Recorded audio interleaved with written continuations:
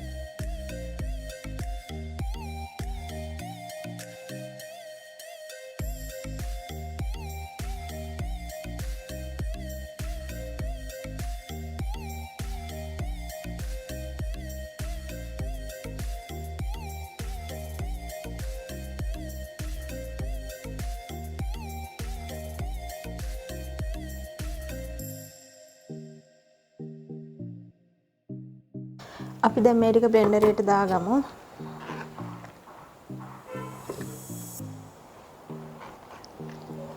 මේක අපි බ්ලෙන්ඩර් කරද්දී උකු ගතිය වැඩි වුණොත් විතරක් වතුර පොඩ්ඩක් එකතු කරගමු. නැත්නම් වතුර වමනා නැහැ ඇත්තට මේකට.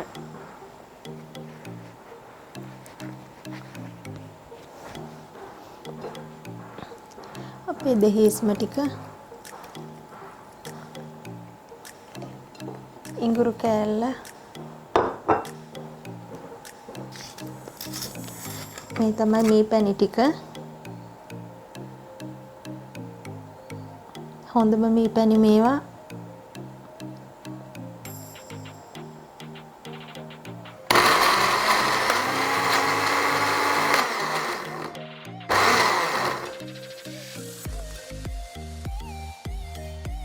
අපි මේකට වතුර පොඩ්ඩක් දාගමු.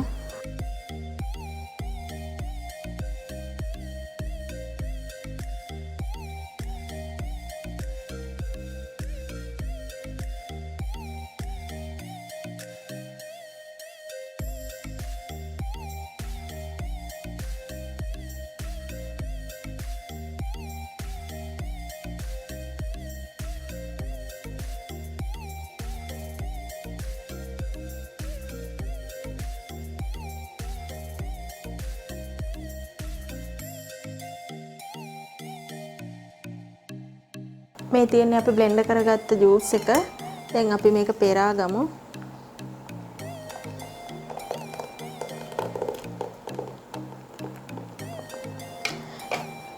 ගොඩක්ම පිටි ගතිය වැඩියෙන් තියෙන අඹවල නම් ගොඩක් උකුයි නිසා වතුර ඕන වෙනවා. දැන් මේකටත් අපි වතුර දැම්මනේ. හරි. ඒ වතුර දැම්මා වුණත් උකු ගතිය ගොඩක් තියෙනවා. මේ තියෙන්නේ අපි හදාගත්ත අඹ ජූස් එක. හරිම ලස්සනයි, හරිම රසවත් මේක. ඔයාලටත් ඕනේ අමුත් එක්ක එන වෙලාවක දෙන්න පුළුවන් පානයක් මේක. ඉතින් ඔයාලත් මේ විදිහට අඹ ජූස් එකක් හදලා රස බලන්න. රස කොහොමද කියලා අපිට පහලින් කමෙන්ට් කරන්න. මතක ඇතුව අපේ channel එක subscribe කරන්න. තවත් අලුත් වීඩියෝ එකකින් නැවත හමු වෙමු.